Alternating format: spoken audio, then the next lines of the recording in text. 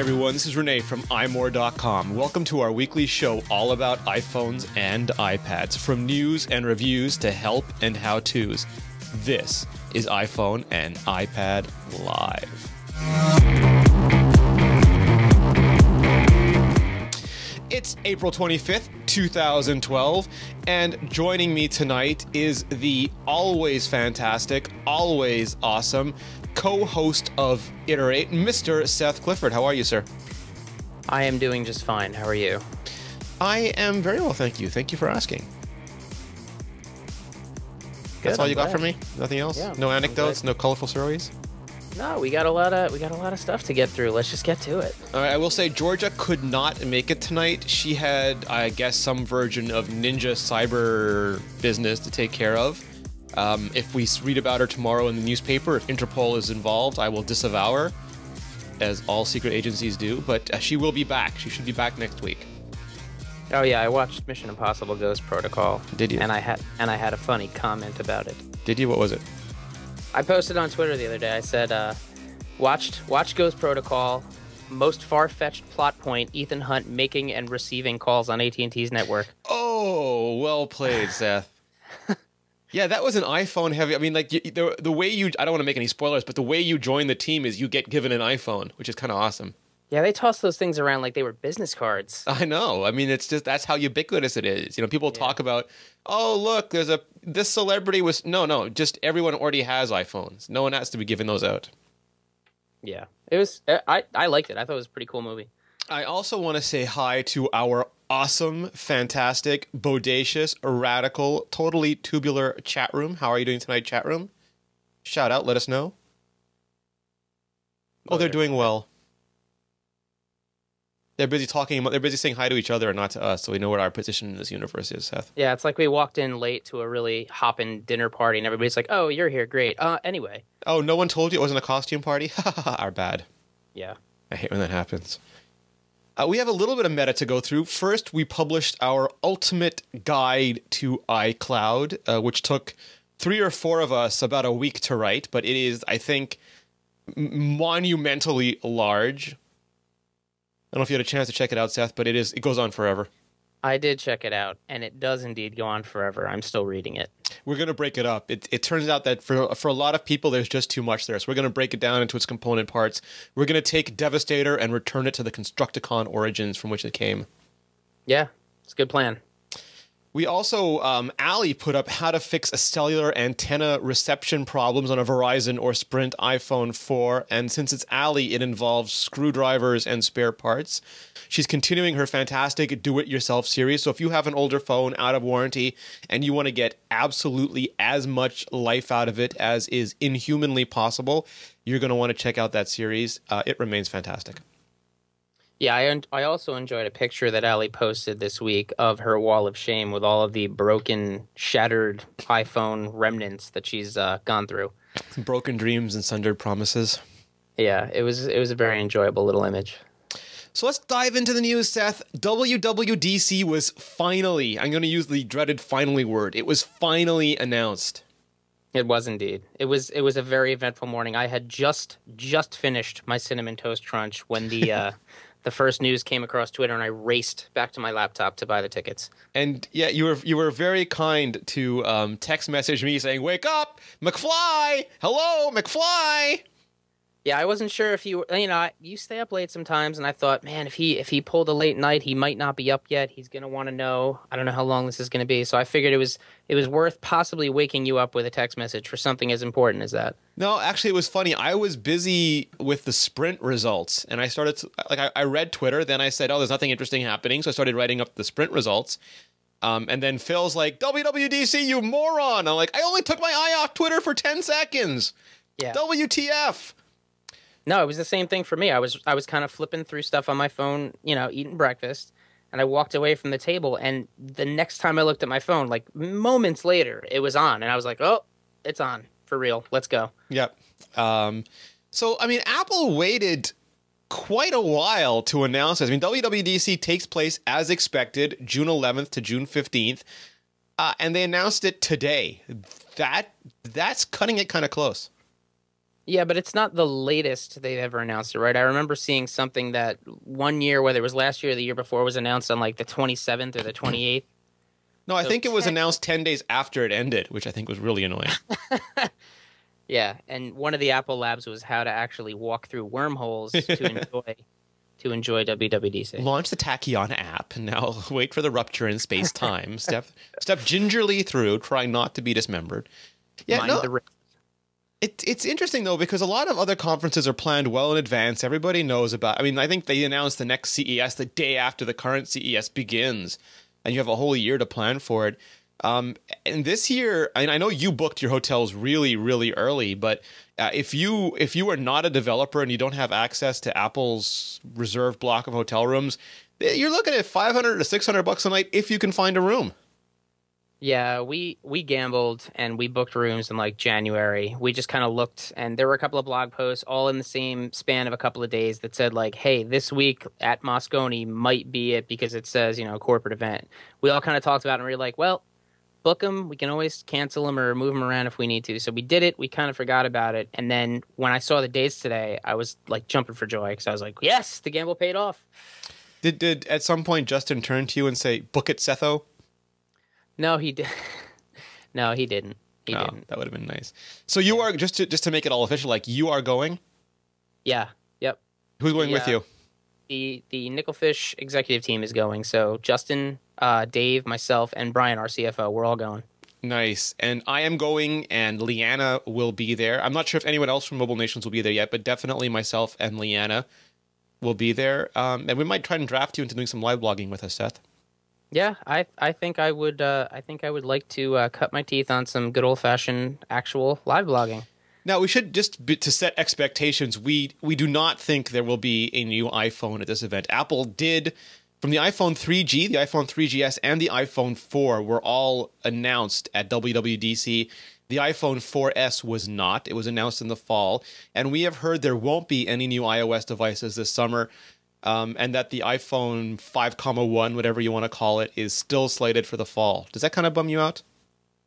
No, it doesn't. I kind of guessed that and was resigned to believing that when the phone came out in the fall. I thought, all right, maybe this is the start of a new cycle, and if it is, that's fine. We'll have a new iPad in the spring. By the time I get acclimated to having that, and I'm still not, melting my eyes with joy every time I look at it, there'll be a new phone. So I figured as much. I'm fine with it, and I'm good. I'm actually going to be probably jumping carriers, so it'll be a big event for me, especially if it drops with the LTE stuff. And since no iOS devices means no iPhone Nano, no iPad Mini, I don't know if an Apple Television would qualify as an iOS device, but maybe Seth, on or around there, we'll see those new MacBooks you've been waiting for. Yeah, I know. For those of you who weren't here earlier before we actually started the show, I've resigned myself to getting a MacBook Air, and I told Rene, and he's like, "Don't do that yet. Hold, right?" Because they're due for a refresh. So I'm actively waiting, and now very much looking forward to the MacBook Air refresh, and hopefully they hit before the show, so I can take it out there and not have to drag my giant 15-inch MacBook Pro. Yeah, and they may not show any hardware at all on the show. It might be a software-only show, which we'll get to in a minute. But I don't think it's unreasonable to expect hardware announcements around. I mean, they could drop them in a press release any week. Yeah, I listen. If it's like the Mountain Lion thing where it just shows up and it's like, oh look, new MacBook Airs, I'm fine with it. Totally fine. So on the software front, though, I mean, we know for sure OS 10 10.8 Mountain Lion will probably get a secondary peak. Its first official public show off. It was shown to them behind closed doors and shown them on Apple.com, but they haven't done a keynote for it yet. So we'll probably see that, and maybe iOS 6, Seth. I would think probably a more in-depth look at Mountain Lion, and I would think definitely iOS 6 because they haven't split out WWDC to a Mac event and an iOS event. They're still kind of keeping one event for everything. Yep. So I think we'll probably see both. I think there'll probably be more of a focus on iOS 6 though, because I think that'll officially kick off the beta phase, and by that point, Mountain Lion will be about a a month and a half, maybe 2 months at the latest from late from summer. Okay, so late summer could be the end of September or the beginning of October. So, all right, well, One of them days. That's my guess. A little more detail on Mountain Lion and a lot of iOS 6. Yeah, because previously, last year, iOS 5 was introduced at WWDC along with iCloud, but previously Apple had run separate iOS SDK events. This year, we have not gotten one of those. So, I mean, unless there is no iOS 6, but they've taken OS 10 and made it yearly like iOS, so I can't imagine them not having a yearly update for iOS.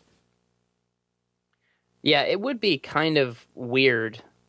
I mean, it's so pathetic, but I look forward to it immensely, almost more than, holidays and my own birthday and things like that, because it's just way more fun, frankly, and most of the time. So if they didn't do a yearly refresh of iOS, there's enough to keep me interested in iOS 5, and I'm still enjoying the heck out of it every day, and I just really, really like it, but I'm always looking for something new. Yeah, and it's been, I mean, we got iOS 5, we got iOS 5.1, which was really light on new features, and we haven't seen an iOS 5.2 yet. So Apple, I mean, granted, iOS 5 was such a huge update that they probably didn't need to, or there just wasn't anything much left for them to do in the intermediary updates, but we're used to getting a few more over the years. So it feels like iOS 6 should be a big deal. I don't know if I'm putting too much weight on it.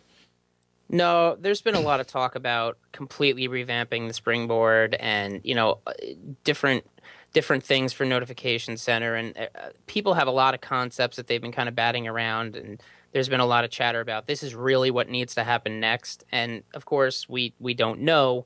But there's a lot of directions they could go in. But unfortunately, iOS 5 has matured to such a point that it's really hard, I think, at this point to visualize where it's actually going to go, because they've checked off so many things that we've kind of been waiting for, and now they've reached a threshold that they're going to have to cross and either do something substantial or they're going to have to do something really phenomenal with the hardware and then couple it with maybe an iOS 5.3 by that point that has a lot of features but isn't quite the global and fundamental revamp that iOS 6 might be.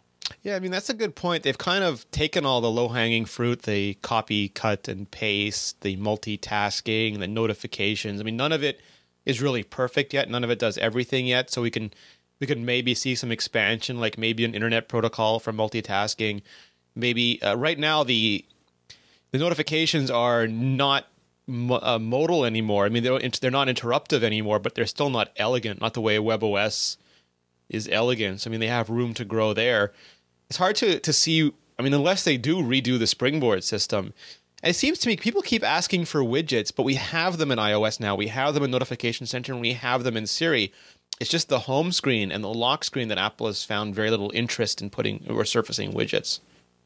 Yeah, it's true. It's, it's kind of stale, right? It's looked the same and behaved the same for a really long time. But at the same time, I'm kind of okay with it because I've really learned to map my activities to those app icons, and placing them on a screen in a certain place is how I kind of think through what I have to do in my day. And it, I have like a weird muscle memory for where I place things, and they're always in the same places. And the thing that really I would love to see in whatever the next version of the OS is more of a focus on switching between the apps and interoperability between the apps. Like, I don't love the fast tray switchy thing. I don't love it. I use it, but I definitely don't love it. I find myself hitting the home button and doing that and just, old school, one tap back into an app because it seems like it's less effort in many cases. But in addition to that, I think apps need to be able to do more together. The sandboxing is great, but there needs to be something in place for them to talk to each other and share data much the way Microsoft is doing with those, I guess, what are they called? Contracts between, and sharing data that way. That is something that I think is really going to kick the operating system, into a further gear and allow for a lot more things. And Georgia is still on record as demanding a theme store, even if it's completely Apple-owned and operated and has only a very few number of themes. She would like the ability to change the look of her phone in a non-jailbreaky capacity. Yeah, and see, I don't even think about that stuff, but I guess it would be cool. All right, so not only did Apple announce WWDC, but they announced it at 5:30 in the morning, Apple local time, which some people call Pacific time. It's $1,600 to attend, and it's sold out in 2 hours, 5 times faster than last year. Now, granted, Google I/O is sold out in 28 minutes, but you can't really compare the two because Google has a bunch of pre-reservations. They invite people. They also give away tons of hardware. Tablets, phones, stuff like that. So some people want to go just to get the free stuff. Apple doesn't give you anything. And it sold out in 2 hours, Seth. Yeah. I expected it to be fast. I didn't expect it to be that fast. So, I mean, some people were upset. They said the West Coast people, it's not fair. They were woke up and stuff was already sold. I have it on good authority. I believe Steve Strezza would back me up on this from Pocket, that West Coast people wake up at 4 a.m. to do yoga and eat avocado. So I believe they were well aware of WWDC when it launched. Yeah, doesn't everybody do that over there? I'm almost positive. You have to get to Starbucks really early or it's all gone. Yeah. I saw people from Australia. I mean, Mark Edwards, our good friend from Iterate, can't go this year. He says he has Baby Conf or whatever that is coming up. But Graham Clark from Glasshouse Apps, he got his ticket. So I think it probably was terrible for people who had a really late night last night and woke up and were completely angry that it was gone. But what do we do with it? I mean, what can Apple do with this? It's just they put the tickets up and they go. Yeah, and it's the size that the conference is at is probably what they feel is still manageable, and there are so many more people that would like to go. They'd have to get a completely different venue, and that introduces a host of other problems, and logistically for planning something like that. And then even if they did that, that means that they'd have either more people in each lab and in each workshop, or they'd have to have more of those things, which means more Apple staff doing that and preparing. And I don't know that they're going to have to do something, right? Because it can't continue the way that it is. They can't just keep it the same size with the interest that they have, because it's going to become riotous at some point. But they've really gotten people excited to the point where it is a frenzied experience for that time that those tickets are on sale. And there were a lot of people who subscribed to text alert systems, and they all got the text alerts probably like 2 or 3 hours after I mean, it varied, but no one's alert system seemed bulletproof on this thing. I actually got mine like 2 minutes after I found out. Nice. But Justin did not get his, or Dave did not get his until like you said, hours later. Yeah, I was in line at an Apple store getting my computer fixed, but they have free Wi-Fi, so I was okay. But you don't need a WW if you are a developer who is actively developing an app and want to talk to Apple engineers about problems that you are having in the labs, or talk to them about things with the APIs that you'd like to see changed, it's definitely worth a ticket. If you're a designer, they don't have a lot of design-centric stuff. And even if you're a developer and you don't have any specific issues you want to talk to them about, they put the videos online very quickly now, so you can get that material just as part of your regular developer account. And I know a lot of people go without a ticket. They just go there to go to the after-hours events, to hang out with other developers, to see their friends. It's like a community thing, Seth. So I think even though it's sold out, I think there's still value in people going if that's their mecca and they want to go see it. Oh, yeah, definitely. We were prepared to go even if we didn't get tickets. And we bought 2 tickets. We didn't buy 4. We didn't buy a ticket for everybody because we didn't anticipate everybody being interested in going. It's basically going to be me and Dave in a lot of the stuff because we're the 2 that are most involved with it. So the other 2 guys are basically going to network and hang out, and that's what we're going to be doing when we're not actually in the sessions. And I think there's a definite value in going because there's really no other time during the year where that many like-minded people for your platform are in one place in that kind of proximity where you can like just meet up with people, hang out, discuss things, and just have really good conversations. Like, I'm really looking forward to it just for that alone. And you do not, I mean, you need a WWDC ticket to get into the keynote, to get into the labs. Sock Rollet in the chat room is saying that it's definitely worth $600 to get in front of Apple engineers.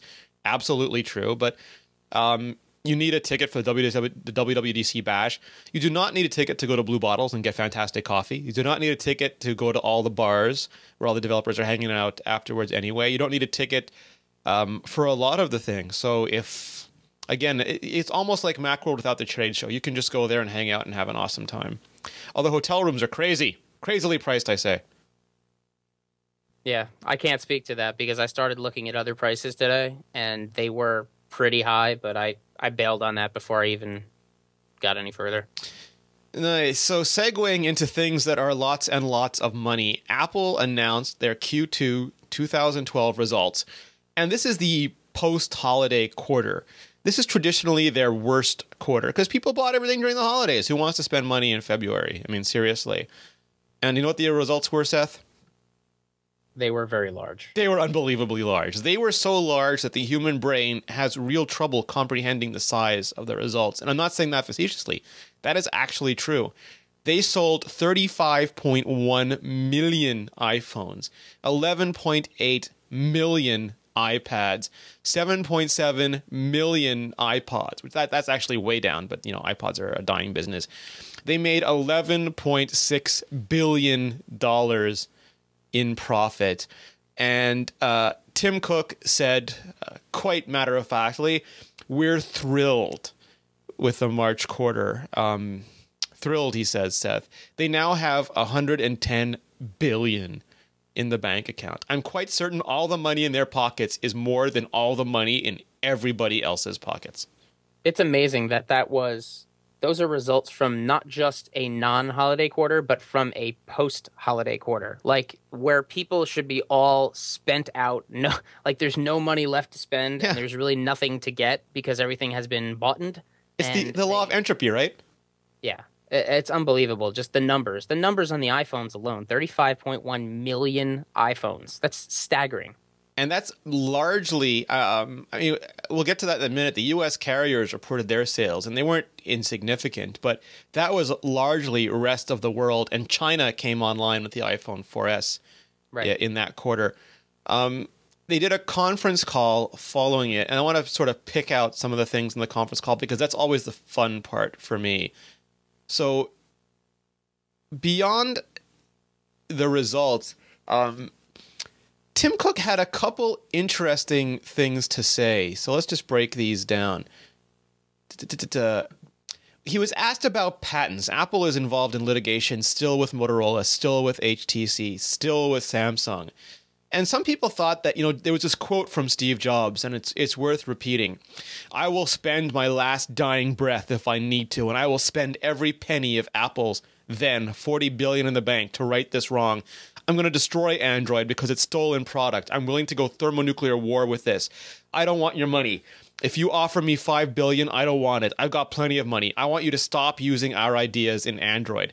That's what I want. And though he didn't say it, I think he meant to finish it saying, if my chest were a cannon, I would spit my heart upon thee. And some people were thinking that, maybe Tim Cook didn't feel this passionately about it. Maybe that was a very personal thing to Steve Jobs because it happened in his feelings. It happened with Windows, and it happened while Eric Schmidt was a member of the Apple board, and he had very hard feelings about it. But Tim Cook, he didn't really back down. He said that they love competition, but they want competitors to compete with their own innovations. And he basically said Apple shouldn't have to be the developer for the world, which might be arrogant if you look at it from outside the Apple bubble, or it could be sort of an idea about their culture and their beliefs if you look at it from inside the reality distortion field.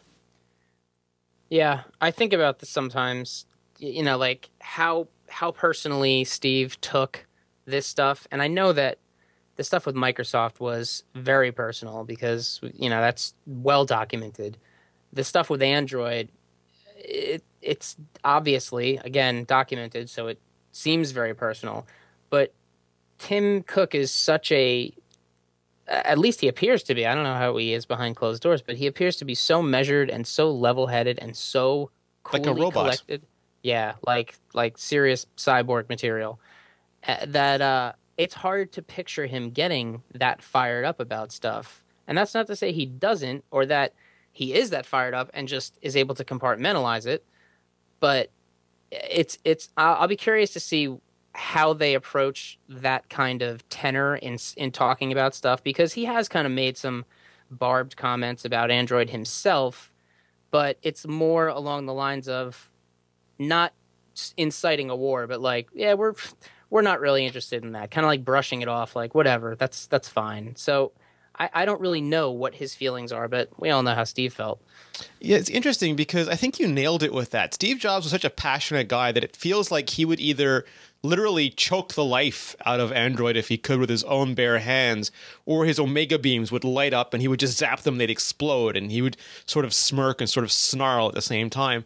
Tim Cook looks like the kind of guy who's, like in the movies, there's a dispassionate guy who's just walking and happens to shoot you on the way. Like he's not like the John Travolta line. He's not feeling neither here nor there about it, one way or another about it. He's just doing it because that's business. Yeah. Which might scare the hell out of me more than the Steve Jobs ways. To be honest with you. Because those are the guys that you really can't measure up. You know, they don't wear their feelings the way that Steve did, and those are the guys that you never know where they're coming from. And it's equally interesting because, like I said in the article, Apple has been liberal in incorporating jailbreak ideas, incorporating, for example, the window shade from Android notifications. I mean, they haven't been shy in using paradigms that work and that are familiar, but they seem very angry when other companies use their ideas that work and are familiar. Oh yeah, there's definitely an element of hypocrisy to the whole thing because they're looking at the rest of the market and looking at the same problems that they're trying to solve and going, well, that's really the way to solve it. We'll just do it real pretty. And that's kind of how it ends up being integrated into the operating system. But I mean, there are a lot of conventions that iOS has brought too that everyone else has kind of lifted. Like, I mean, copy paste, that you could say like, well, BlackBerry's kind of did that where you click the trackball and set a point and then roll the ball to the end of what you want to copy and then click it again. And yeah, I guess there's only so many ways you can do it.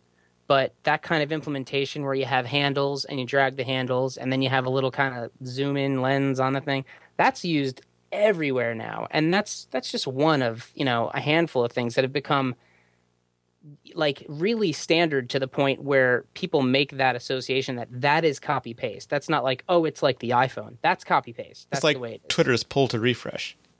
Exactly. That's a great example. That's become something that's so standard in so many apps. People are shocked when an app doesn't have it. Yeah. And like I said earlier, Apple lifts a lot of stuff from other people too when they think they can appropriate it in a way that makes sense and they integrate it in a nice, clean way. And sometimes it works and sometimes it doesn't. I'm still not crazy about Notification Center, but at least it's useful. Like I can't think of a real great way off the top of my head that you can do that stuff. Like even WebOS that everybody points to and says, that's how you do notifications.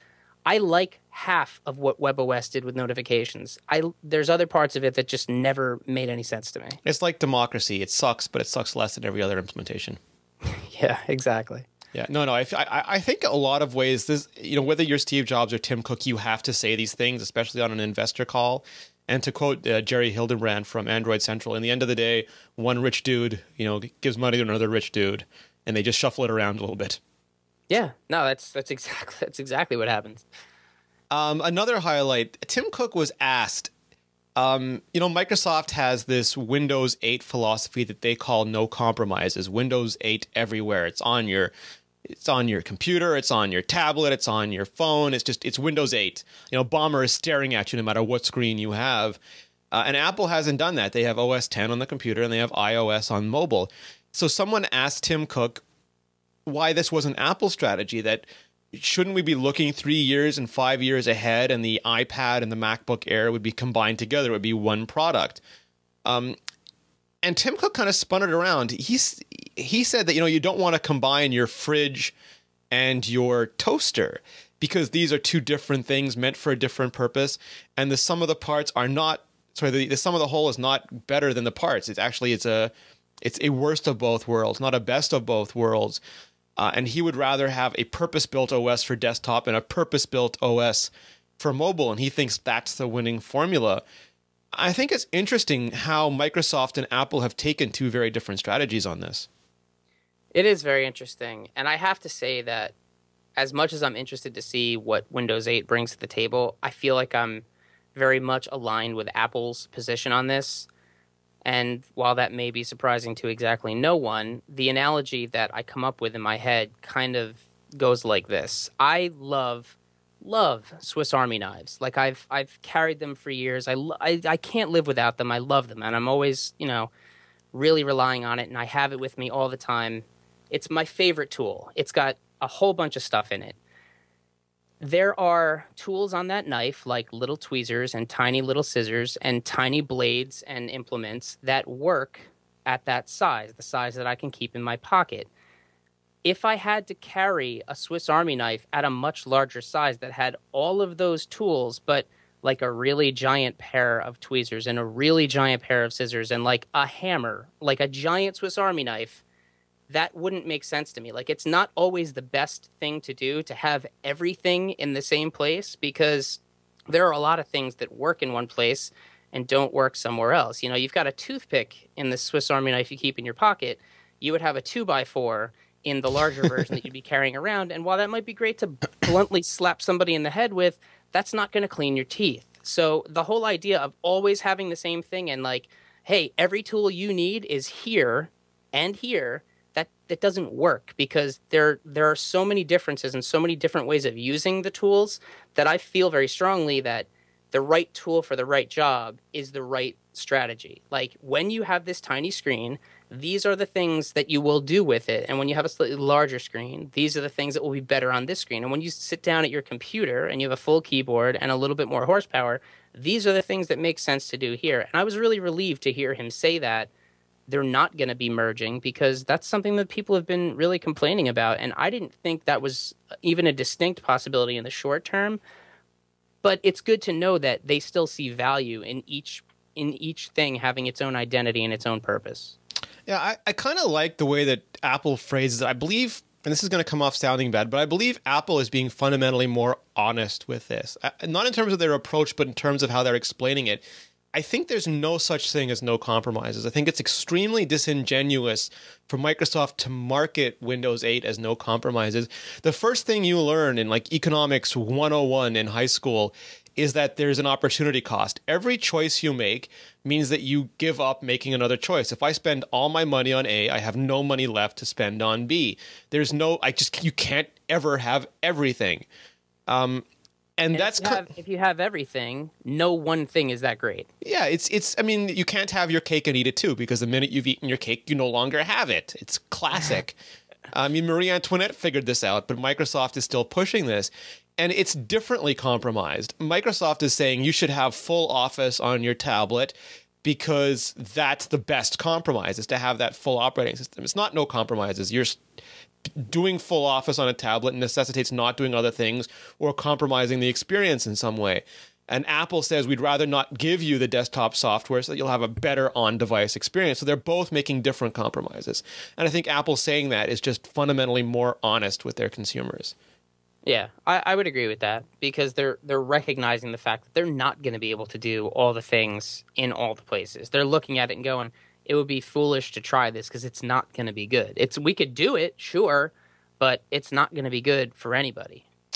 And the other thing he said that was really interesting, and this made me think a lot, and I'm going to write an editorial on it later, but I wanted to get your opinion first, is Tim Cook was trying to put into... was trying to properly frame the importance of the iPad to Apple. And he said that it took the Mac something like 20 years to sell as many units as the iPad has already sold. It took the iPod, I forget the number he said, it was 5 or 10 years to sell as many as they sold in iPads. It took the iPhone 4 or 5 years to sell that many. And it took the iPad only 2. So the acceleration of iPad sales is faster than anything Apple has ever seen before. And if you take their product lines from Mac to iPod to iPhone to iPad, every new product line has accelerated faster than the one before. And that makes me wonder what's next. Is Apple going to introduce a product that doesn't accelerate that rapidly? Is there a product they could introduce that would accelerate more rapidly? I mean, would an Apple television set sell more faster than an iPad? Would an Apple Watch? I mean, there's very few things left, Seth, I think, that they could add to their portfolio that would be a faster acceleration curve than the iPad. Yeah, I mean, it's before we actually address that, I think it's also worth noting that the devices, the iPad and the iPhone and the iPod are all priced in a very different bracket than the Mac has been priced throughout its life cycle. I mean, looking back from, the beginning to now, Macintosh computers have been extremely expensive. Like, they're not cheap computers. You could get a $1,000 MacBook, but that was kind of a big deal when it came out. Yep. Macs, my first real, like, beefy Mac tower that I bought, like, well over 10 years ago, was like $3,500, and that wasn't even with a screen or anything. And that was a big entry point for me to spend that money. So to say that they're selling more of things that cost $500 is a little bit disingenuous in terms of statistics, because it's like, well, of course you're going to sell more because more people are going to buy them for $500. But on the other hand, they've demonstrated a use case for these things that I think more people can relate to on a different level than with computers. Like, a lot of people see computers as tools and nothing more. And so they've really positioned these devices as tools, but they also do all these other things that are really exciting and fun and life-changing. And so I think that between the marketing and the actual economics of the situation, it's not surprising that they're selling more. To actually answer your question, could something sell even quicker? I don't really know. Like you said, there's not much left. I don't think it's going to be a television set. I think that's going to be a high value item that is, if it comes out, I don't know where they can price that, where it's going to sell in quite the same way. And, you said something about a watch. I don't know where they're going to go. I feel like if they diversify too much and start doing gimmicky little things, it's going to feel like, the Apple of the mid-90s again, where they just put a little Apple logo on whatever they crap out, and it's great. The camera. Yeah, who still has the quick shot? Like, it's just, there's so many things they could do that they're not going to do, hopefully, because when they start doing that, that's when they start to lose focus, and that's when things will get scary again. Michael in the chat room said the Apple TV didn't fit in that line, but Apple was very careful when they introduced that to say it was a hobby, and every time they talk about it, they say it's a hobby. So they're very, they want to make sure that no one mistakes that for a major leg in their product lineup.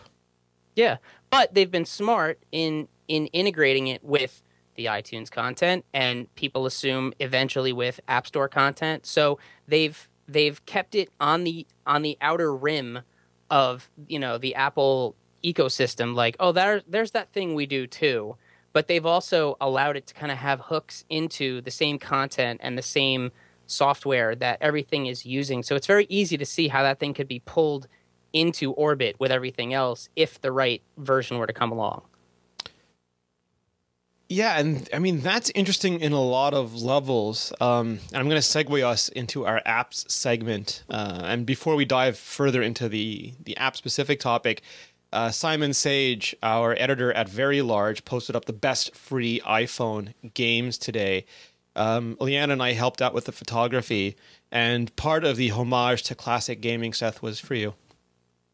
Oh, I love classic gaming. That's my bread and butter. My chat room's not working now, so if you wouldn't mind pasting the link at some point in there, I would appreciate it. But it'll be in the show notes. The best free iPhone game? Yeah. Sure. But we have all sorts of retro gaming goodness in there, so check it out. Allie put together, she's doing a bunch of shootouts for us. She's doing a couple more now, too. She did text editors last week. This week, she did Instapaper versus Pocket versus Readability. And she was actually doing it when Read It Later transformed into Pocket. So she had to go back and revise it because things changed a little bit. But I'm kind of interested to hear your take, Seth, because, like you, I got into this early, a long-time Instapaper user.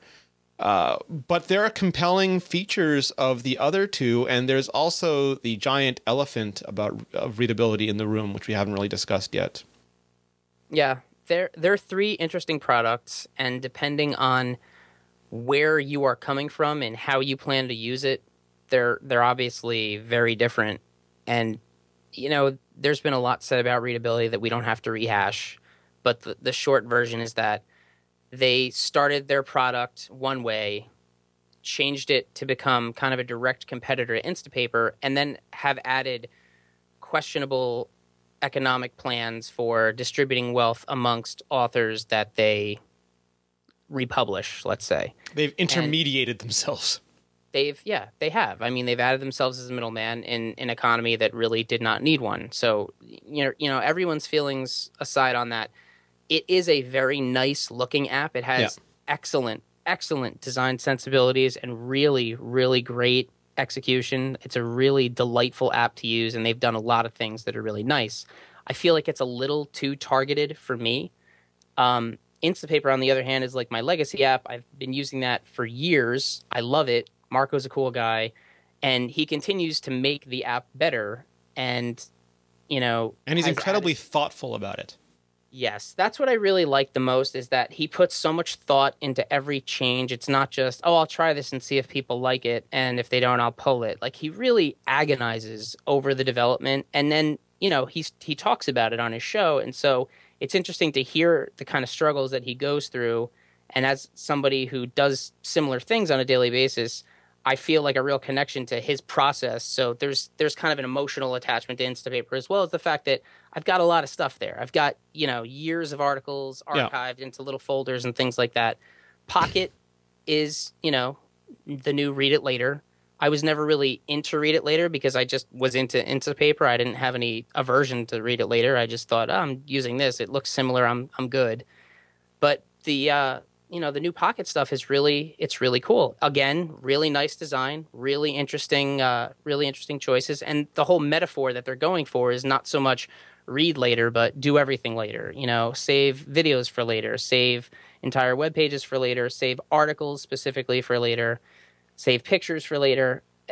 I'm still a little bit iffy on the execution because I have a lot of issues with the app when I go to actually use it, seeing content the way I expect to see it. Like, if you're going to sell me on, hey, this is an app that will do everything and save it for later, then it really needs to perform that way. And when I go to use the app, I don't want the interface to buck me and say, well, we think you'd like to see it in the full web view. Well, that's not how I expected to see it on my mobile device. I saved it for my mobile device to view it on my mobile device, format it the way it should be done. So there's a lot of things that I think kinks that need to be ironed out, and that could just be me being super picky. But the metaphor for saving everything, that's how I use Instapaper. I save videos, I save full articles, I save Wikipedia pages, I save everything there. And then if it's something that needs to be viewed either in a big browser on my screen or, just a video that I want to watch, I can watch it in the in-app browser. It's fine. It's worked thus far for me, and I have really no complaints over it. So just to back up for a second, for people who aren't familiar with this kind of stuff, it's basically time shifting for internet articles. The way that you might TiVo a television show to watch it later, you'll hit a little button and you'll save this article to one of these services so you can go back and read it when you have more time, correct? Yes, that is correct. I probably should not have glossed over that for the audience, so apologies. No, that's why I'm here. Yeah. So Allie took a look at all of these, and we like to pick the best because we like to tell people what to get, because there'll always be people new to something and they don't want to have 10 options. It's just 10 options is chaos. They just want to know which is the best app. They don't want to, if they're expensive, they don't want to have to buy a lot and waste money. So we always do that, but a lot of times there's a level of subtlety just below that it depends on what kind of user you are. If you're brand new, if you're a power user, if you have a very specific need. And for example, Apple builds some of this into iOS. You have Safari Reader, which is a button you can push on any website, and it makes a readable view, like a stripped down, bare bones, highly readable view. You have Reading List, where you can store links, almost like bookmarks, where you can go back and look at it later. So if you're an incredibly casual user, you may not even have to look at apps. You might be okay. If you're brand new and you don't need very much, but you do like looking at beautiful web articles, you might be happy with Readability. I am not a fan of their business model. I don't think they're evil. I just think they kind of were arrogant and intermediated themselves where they don't belong. And so I don't use the product yet, but I'm keeping an open mind about it. But it's a good entry-level product. I think Pocket, Pocket is really trying to differentiate themselves by not just doing text. They're doing video. They're doing a lot more different kinds of content. So if you save a lot of videos, if you do a lot more than just save text, I think Pocket is a great thing to look at. And if you are really a hardcore article reader and you want a lot of features and you like the thoughtfulness and depth of the product, then I think you'll be happiest with Instapaper. Yeah, I still think Instapaper is the best reading experience, having used all three. And while Readability is very pretty and very nice, I still prefer reading in Instapaper, just the way that things are formatted, and frankly, the font choices. The fonts and readability are nice, but they're not fonts that I like. So I ended up back at Instapaper anyway. The readability has nice typography, but it's not well thought out typography. Like, it's not, they're beautiful fonts, but they're not the fonts that I would choose to read lots of content with. Exactly. And if you're reading long form, you don't want to be struggling to parse the letters on the page. You want to just be reading comfortably. Yeah, like for example, I would not make it through a whole novel written in fracture just to make, like the most absurd analogy possible. Right. And so if you're interested in this, check out Ali's article. She goes through every aspect of the apps. So here's something else I want your opinion on, Seth. Google, I'm going to use the finally word again. Google finally announced Google Drive. For years, people have been asking for a cloud storage system from Google. They tried to hack Gmail to be an online drive. They've tried to use Google Docs as an online drive. And maybe it's fairer to call this Google Docs Plus, because it really is Google Docs Plus. It's not a separate product. But Google finally announced Google Drive. I should also say facetiously, it's not a turn-by-turn navigation program the way Nokia Drive is. English is a confusing language and product brands are confusing. Google Drive is online storage. It's like Dropbox. It's like Box.net. It's like SugarSync, but it's owned by Google. You get 5 gigabytes for free. And knowing Google is going to be integrated into all your Gmails and Google Docs and everything. What do you think? I think the biggest shock was that it wasn't Google Play Drive. Or Google Plus Drive? Yeah. Now, honestly, for me, I think it'll be compelling for a lot of people who are heavy Gmail users and who have a lot invested in the Google way. I've been kind of extricating myself from Google slowly over the past several months. Are you cutting the million tendrils with a knife? I am slowly slicing them away. But in terms of like ubiquitous online storage, I've been with Dropbox since it was in beta. I've watched it grow into a product that I feel is extraordinarily robust, and the amount of just the sheer number of apps that work with it, it's staggering to me. I love the fact that so many things hook into it and share things effortlessly. Yeah.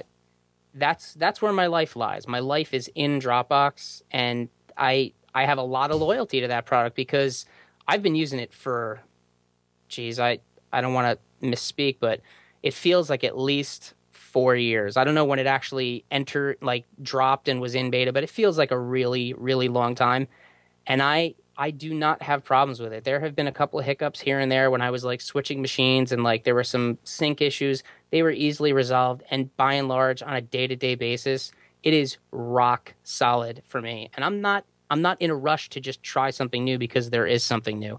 Not to mention the fact that I'm not exactly comfortable with storing all of my things in Google's servers. I just don't, something about that doesn't sit right with me.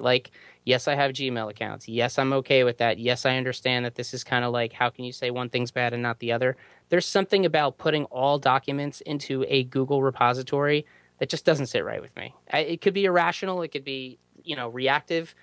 I don't like the idea of it. I don't trust them the way that I used to. A couple of years ago, Google was the company that everyone loved, that was just a bunch of nerdy engineers making cool product and all the geeks loved them. And they've just taken enough steps in recent memory to make me second guess them and be like, I don't know about that, Yeah, for me, it was interesting because SkyDrive got revamped just the day before, and I'm sure that was a reactionary move from Microsoft, and they're giving away more storage, and they're doing a lot of fancy things too. Yeah, I don't think Google is malicious about it. I just think that they don't think with the Google Buzz and the Google Wave, they're so busy doing stuff. It's like that hyperkinetic. They're like Sheldon. They're ADD, and they're so busy doing things they don't always stop and look at the long-term ramifications of what they do, or how everything, the confluence of all the events that they set in motion. And that's not necessarily bad, but it can be inconvenient for people at times. But the thing with me is that, like you, I'm all in on Dropbox, and that means that there's a certain amount of momentum that I have, and it will take a large force acting upon me to get me to change direction. So that means that Google Drive, or Microsoft SkyDrive for that matter, would have to be compelling enough that I would switch, and it's not. I mean, for people who are brand new to cloud storage and they're all in on Google, it's a no-brainer. I mean, it's just one more Google service to use. For me, I'm not against it. I like having lots of free storage. I will probably dump some stuff on SkyDrive. I will probably dump some stuff on Google Drive just to have multiple redundant copies. Because of Google's business model, I will never, ever, ever put anything sensitive up there. And again, I might be reactionary, but I think it was Merlin Mann, right, who put up a tweet saying that if someone for years has been incredibly fascinated with your underwear and then suddenly offers to store all your underwear with them, it might not give you a happy sensation to actually give them all your underwear. Yeah, somebody whose business is selling information about underwear suddenly wants to store all your underwear. Yeah. Yeah, I mean, and some people are perfectly happy with that. That is fair commerce. I will give Dropbox money in exchange for storage. I might decide to give Google access in exchange for storage. That's a personal decision. Everyone gets to make it. I don't believe in putting anything sensitive online anyway, so I don't have anything in Dropbox that, if it got severely compromised, would bother me. I think that's just prudent given how often these things get compromised. I think a lot of people also made a lot of noise about Google's terms of service. That didn't really bother me because everybody tends to start off with stupid terms of service. I mean, Dropbox had problems with that. Everyone does that, and Google's going to fix it the way everybody fixes that. I think it's just nice to have another. I mean, I get 5 gigabytes free with Google, 2 gigabytes free with Dropbox. I can start storing everything just all over the place in little piles, like I'm burying stuff in my backyard. No, and that's a good point to make. You can spread things around, and that's definitely, if you're using cloud storage for things like that, that's a good strategy. You've got your stuff in a lot of places. I have stuff worked out in such a way that I have multiple computers storing Dropbox locally on the system itself. I have Dropbox obviously floating around in the ether, and then I have backups both on site where the computer is, and then off site of those files again. Anything sensitive is either not there or it's encrypted inside of Dropbox, and I feel confident doing that. And the only other thing, J-Baby made a good point in the chat. Dropbox wins because 1Password uses it, and she can't not use 1Password. And 1Password has said we're looking into Google Drive and SkyDrive. But for me, there, like you said, there's momentum. There are so many parts of my day that rely on those things working fluidly. I don't really feel like disrupting them. And Lloyd the Droid said, I don't think it's really an either or question. And he's right. It's not you have to use Dropbox or you have to use Google Drive. You can use both. There's just, I don't. We use iCloud and Dropbox now anyway. Totally. But I use them for different things. I use iCloud for sync and not storage, and I use Dropbox for storage. That's kind of how I mentally rectify that split. But I've had a 100 gig Dropbox account for a long time, and that's it. That's where my stuff is. I decided it was worth paying the money and having that stuff there a long time ago. And that's where you know what we need? We need an app that splits every file into 3 parts and stores one on Dropbox, one on SkyDrive, one on Google Docs, so no one has an entire file. It's just always moved around. So basically, you want a cloud Horcrux that you can smash and hide in multiple places? Yes, that would be awesome. All right, let's look into that. I guess the last big app news, it's not really app news, it's more litigation news again. Eddie Q, Apple is still being sued by the Justice Department over iBooks pricing. And Eddie Q gave an interview and he said, Apple just treats magazines and newspapers. No, sorry, not magazines. They just treat books the way they treat apps. That the developer sets the price and they take 30%. Now the difference is that there's no most favored nation clause for. I lost you for a second, Seth. There's no most favored nation clause in the App Store. So if you sell Angry Birds for $1 on the App Store and give it away for free on the Google Play Store, Apple can't do anything about it. But if you sell a book for $10 on the iBook Store and give it away for free on Amazon, you're in violation of the agreement. So I think Q's point is well taken, but I don't think he's presenting the full story in that interview.